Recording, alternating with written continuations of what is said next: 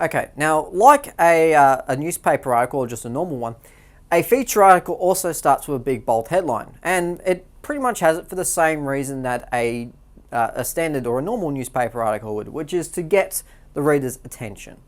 All right, to not only use that person's profile and that person's image to get that get people to read it, get people to respond to it, but also to have an issue which is usually quite one that's going to get people riled up, people to connect with it, people to really want to read ahead. Then they'll often start with a very, very short sentence, and that's just usually to get the point across straight away, say what their argument is, what they're trying to suggest, and that's usually also a measure of getting the audience's interest.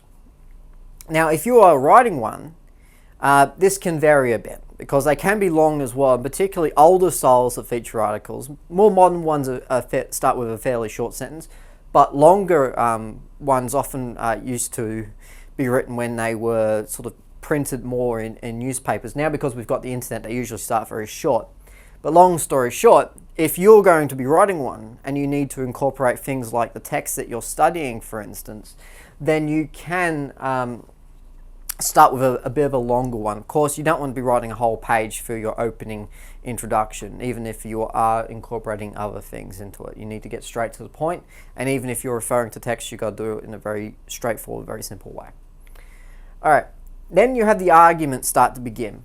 And feature articles will often interweave facts and statistics together. Some will quote, but they're not a huge part of feature article writing because it's the writer's opinion. It's not a vehicle to give other people their opinions. It is sometimes, and often those people will get a say, particularly if they're important to the article and important to the content. But generally speaking, they will refer mostly to statistics and facts, things that they can prove.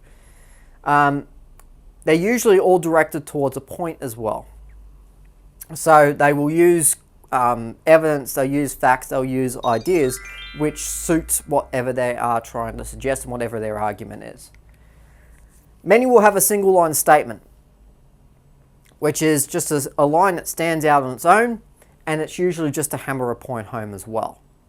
Okay, so one that just sort of stands out like that, and it's just it's a vehicle, it's a means of being able to get a point across, to make a simple statement, to really involve things like repetition, like you would if you're doing a speech. And a speech and a feature article are quite similar in that way. And then they'll often continue on pretty much in this exact same structure until you get to conclusion, and it's usually a powerful conclusion, and it's usually a conclusion which has a link that goes back to the introduction again.